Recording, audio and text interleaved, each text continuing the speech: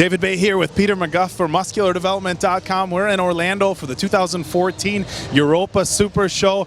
Just wrapped up the prejudging for men's bodybuilding, women's physique, bikini, and men's physique. We're going to focus on the men's bodybuilding. Peter, a lot of weight on Justin Compton's shoulders coming into this show off of a great pro debut last year in Chicago. How do you think he did?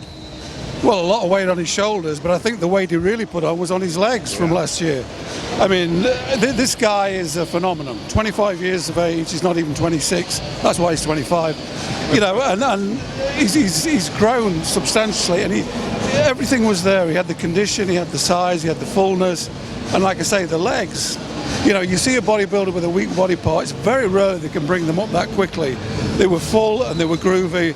Spectacular showing by Justin, I think. Full and groovy. I agree 100%. As you guys saw the pictures online, Justin was looking really good just 4 days out from the show. John De La Rosa was as well, and as we know, time and time again, we've seen the pictures that we see on the internet, not necessarily meaning these guys are going to show up in that kind of shape when it comes stage time. Justin definitely did. In fact, he got drier and fuller than the pictures that we saw. I think everybody can agree that Justin's going to walk away the winner from this show.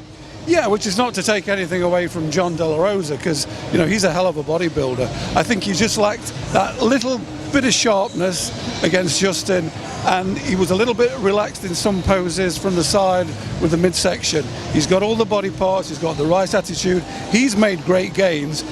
In many ways, he was just, you know, who was betting that Justin was going to come through like a train? Yeah, and certainly not to take anything away from John. Peter hit the nail on the head, saying the improvements that John has made over the last year, and especially over the last few years, have been nothing short of phenomenal. We saw him win Junior Nationals, I believe, in 2011 as a light heavyweight. I mean, that's just 3 years ago, and here we see him on stage, mid to high 230s, in really good shape. Now, we all know John was originally gearing up for the Arnold Brazil. He was in really good shape, so decided to throw his hat in this show a few weeks ahead of when he was looking to be on schedule. Definitely in good shape. So again, not to take anything away from John, more so to credit Justin for showing up as good as he did. As far as the rest of the top five, looks like we had Fred Smalls in third place. An interesting top six. I really didn't see Ben White being deserving of being in that call out. Ben, to me, looks like he's down, I would say, at no less than 20, maybe even 30 pounds from when you saw him. I would venture to say that we'll probably see Daniel in fourth and Eddie Wilson in fifth. Yeah, as far as Ben White's concerned, you know, there's a guy who's won pro contests, hasn't done so well in others, went for a new look and obviously was really, really depleted and streamlined, just not the monster we've come to expect. It looks like Fred Smalls, who's much improved from the Arnold, is probably going to be third by the call-out. But I was very surprised not to see Marius Done in that top five call-up. He got better as it went on. I felt it was pretty hard, he had spectacular shape, and I would have probably put him in third place with Toth. You know, Toth he's almost another version of Justin Compton, but with less of a structure. But he had a lot of muscle, a lot of thick muscle, and I would have seen Toth and Donius in that top 4 or 5. Yeah, I definitely could see Fred and Daniel in third and fourth place, but I agree 100%. Very interesting not to see Marius in the top 6. I would have placed him ahead of, probably ahead of Eddie and definitely ahead of Ben. I was pretty impressed with Eddie. I wasn't really familiar with this guy. You had seen him before. Needs to make some improvements to his upper body. Needs to come in a little bit tighter, but from a structure standpoint, very big legs, small waist, good upper body. Do you think with some improvements Eddie could do some damage at some of these shows? Yeah, he just needs to add a bit more overall size and keep that waistline. Very sharp serratus, probably the best in the show. You know, a work in progress for this guy, and it'll be interesting to see how he develops. I don't know how old he is, but you know, it'll be interesting to see how he goes on.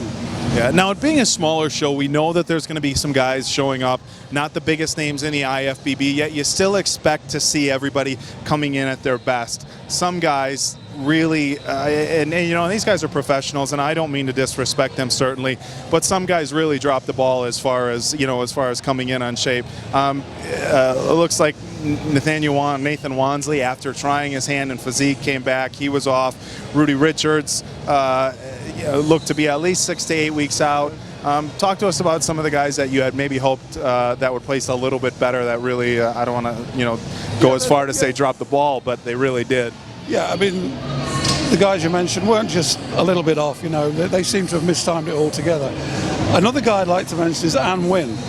I thought he was very, very hard. He's the best pro showing ever.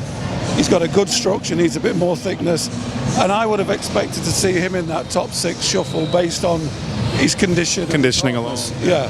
So the other guys, they'll live to fight another day, but the top 3 or 4 or 5, we've seen a lot of classes, a lot of contests where there's been 1 or 2 guys. After that's fun. The top 6 here were pretty good, in pretty good shape.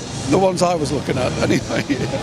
Well, guys, we wish we could bring you a little bit more drama and a little bit more anticipation for the finals tomorrow. But again, as it sits, it looks like it's going to be a pretty clear 1, 2, and 3 with Compton, De La Rosa, and Fred Smalls. But you never know how things are going to play out, so we'll wait until tomorrow. Finals are 3:30 Eastern time, so make sure to check back for musculardevelopment.com for that and everything else we got going on from now until then. We're going to bring you some coverage from the expo here, run around, see if we can't get a few interviews with some of the big names here in the IFBB and maybe the NPC. And that's pretty much going to be it for the prejudging, I think. So for David Baye and the one and only Peter McGough, it's musculardevelopment.com at the 2014 Orlando Europa Super Show.